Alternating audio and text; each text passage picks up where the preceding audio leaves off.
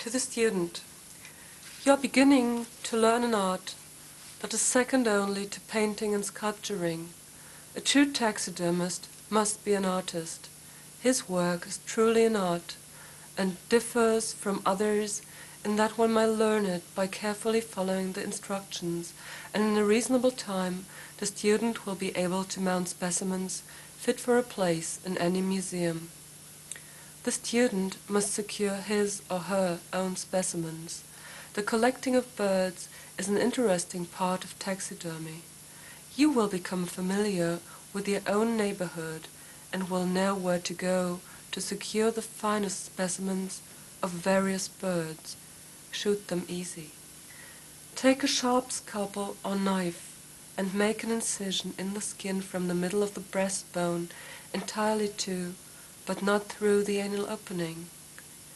Now turn the bird so that the incision is across in front of you and lift the skin along the incision. Push your finger between the skin and the flesh along the side of the specimen.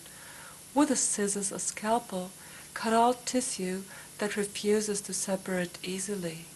Continue in this manner until you reach the junctures of the leg with the body. Grasp the foot or lower leg and bend the knee joint, pushing it forward and at the same time forcing the breast skin over the joint.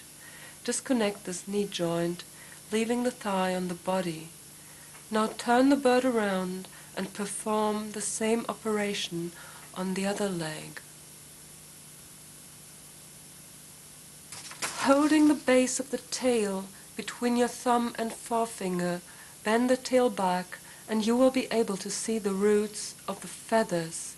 Using a heavy scissors, cut the tailbone just in front of the quills. You may now easily skin the body forward until the wings are reached. The wings are set deep in the body, so it is necessary to cut into the side and sever the wing at the joint. Now continue to peel the skin down over the breast, neck, and up to the head, just as a person might remove a glove. Care must be taken so that the skin is not stretched.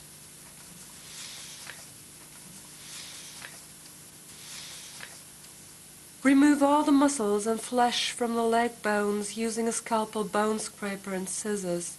Be sure to get every particle of flesh off the bone.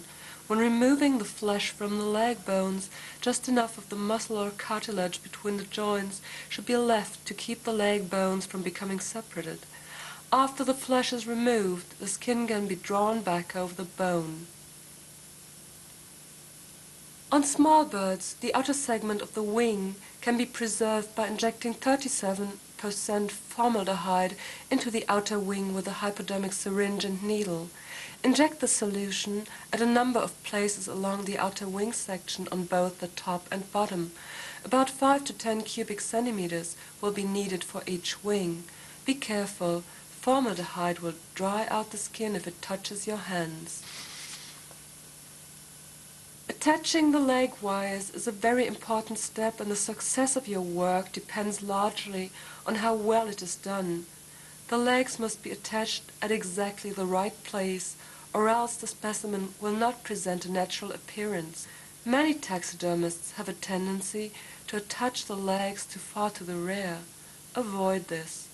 Otherwise, the bird will appear to be on the verge of falling forward. Pull the skin together and see that it fits well. It should come together evenly. Examine the specimen and see if you can detect any place on the body that needs building out, and if so, insert a little loose tow with a pair of forceps. It may be necessary to put in a quantity of tow around the base of the tail and around the upper ends of the legs. Now you are ready to sew up the breast incision, which is done by simply stitching the edges together, starting at the point of the breast. You may use an ordinary sewing needle, but it is best to have a 3-cornered surgeon's needle, which is slightly curved. The surgeon's needle is generally preferred because the stitches are not as likely to tear the skin as will happen with a round sewing needle. In sewing, use a baseball stitch, that is, make all your stitches from underneath the skin. In this way, the stitches will not tend to wrap around the feathers. The skin should be sewn up the full length of the incision and the thread tied near the tail. Placing the wings in the proper position is a very important part of bird taxidermy. The wings must be set just where they were on the live bird. If the wings are too far forward or backward, or too high or too low, an unnatural effect is produced. By all means, study pictures of birds to assist you in getting the proper shape and position.